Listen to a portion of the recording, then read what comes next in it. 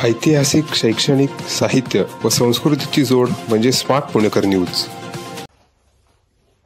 Doctor, आम्ही pregnancy plan करतो आहे आणि मग आमचा आहार कसा असला पाहिजे, आम्ही काय जेवणात खाल्लं पाहिजे, काय नाही खाल्लं पाहिजे, हा प्रश्न जवळजवळ प्रत्येकच पेशंट मला रोज विचारतो.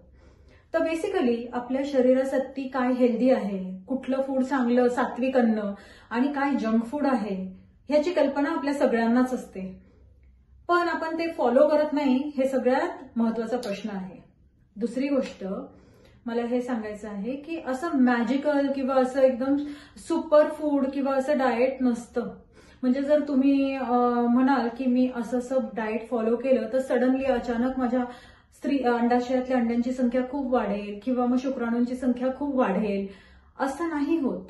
तर जर तुम्हाला ऍज अ कपल खरंच बाळ होण्यासाठी कुठला मेजर प्रॉब्लेम असेल, जसं शुक्राणूंची संख्या अगदीच कमी आहे किंवा धातूमध्ये शुक्राणूच नाहीयेत किंवा स्त्रीच्या गर्भनलिका बंद आहेत किंवा अंडकोशामध्ये अंड्यांची संख्या खूप कमी झाली आहे, अशामध्ये तुम्हाला एक फर्टिलिटी कन्सल्टंटचा सल्ला घेणं खूप महत्वाचं आहे. आणि डेफिनेटली मी जो आहार तुम्हाला सांगणार आहे तो जर तुम्ही फॉलो केला, तशी लाईफस्टाईल तुम्ही फॉलो केली, तर नक्कीच तुम्हाला चांगला रिझल्ट मिळायला मदत होईल.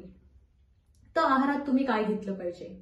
आपण रोजच्या जेवणात जे जेवतो, जसं आहे गव्हाची चपाती किंवा बाजरी, ज्वारीची भाकरी, तांदूळ भात म्हणजे किंवा मिलेट्स जे आहेत त्याचा समावेश आपल्या जेवणात असला पाहिजे. आणि ह्याच सगळ्या गोष्टी आहेत कार्बोहायड्रेट, यांचं प्रोसेस्ड व्हर्जन म्हणजे जसं मैदा आणि त्यापासून बनवलेल्या वस्तू जसं ब्रेड किंवा बेकरी प्रोडक्ट्स, बिस्किट, हे तुम्ही अवॉइड केलं पाहिजे.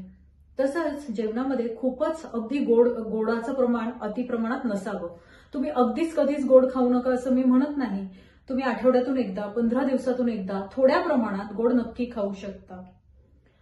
बेकरीचे पदार्थ पूर्णपणे अवॉइड केले पाहिजे. तसंच खूप तळलेल्या, तेलकट, तुपकट वस्तू, पिझ्झा, बर्गर हे तुम्ही अवॉइड केलं पाहिजे. तुमच्या जेवणामध्ये प्रत्येक मीलमध्ये थोड्या प्रमाणात तरी प्रोटीन असलं पाहिजे. आता व्हेजिटेरियन लोकांसाठी प्रोटीन म्हणजे डाळी, साळी, राजमा, छोले किंवा पनीर, सोयाबीन याचा तुम्ही समावेश करू शकता. नॉन व्हेजिटेरियन लोकांमध्ये तुम्ही जर आठवड्यातून 2दा मासे खाल्ले तर त्याच्यामध्ये एक तर प्रोटीन भरपूर प्रमाणात असतं, दुसरं म्हणजे त्याच्यामध्ये ओमेगा 3 फॅटी ऍसिडचं प्रमाण खूप असतं आणि अशामध्ये प्रेग्नन्सी राहण्यास तुम्हाला मदत होईल. अंड हे पूर्ण प्रोटीन आहे आणि अंड्यामध्ये बऱ्यापैकी मायक्रोन्यूट्रियन्स असतात, म्हणून तुमच्या जेवणामध्ये अंड्याचा समावेश असला पाहिजे. पोल्ट्री म्हणजे चिकन थोड्या प्रमाणात आणि मटण शक्यतो तुम्ही अवॉइड केलं पाहिजे.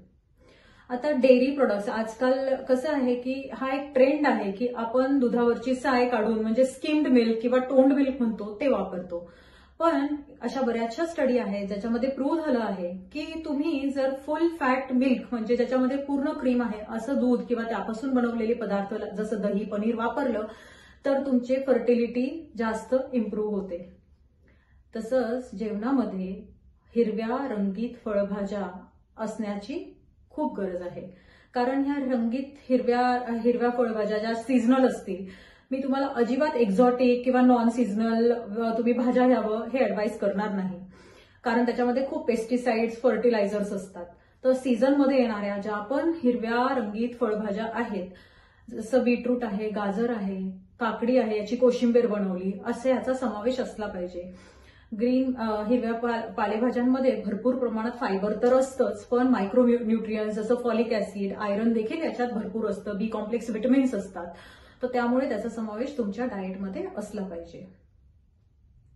तसं सगळ्यात महत्वाचं म्हणजे तुम्ही डाएट करणार, तुम्ही फॉलो करणार, ह्यात फॅटचं प्रमाण सुद्धा योग्य असलं पाहिजे.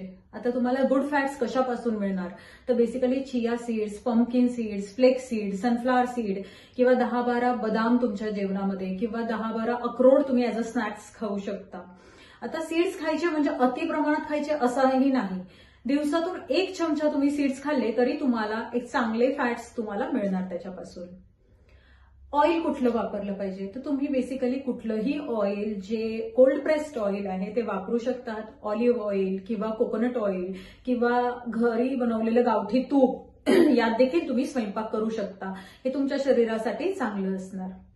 हे सगळं आपण केलं, पण अगदीच आपण व्यायामच करत नसू तर ते काही तुमच्या शरीरासाठी योग्य नाही. तर ऍटलिस्ट 40 ते 45 मिनिट रोज व्यायाम केला पाहिजे. कमीत कमी 4 ते 5 दिवस आठवड्यातून व्यायाम केला तर डेफिनेटली तुमचा मूड पण चांगला राहील. एक हॅपी हार्मोन ज्याला आपण एन्डॉर्फिन्स म्हणतो ते तुमच्या बॉडीमध्ये रिलीज होईल आणि जी काही तुम्ही ट्रीटमेंट घेत आहात त्याच्यामध्ये तुम्हाला चांगला रिझल्ट मिळणार.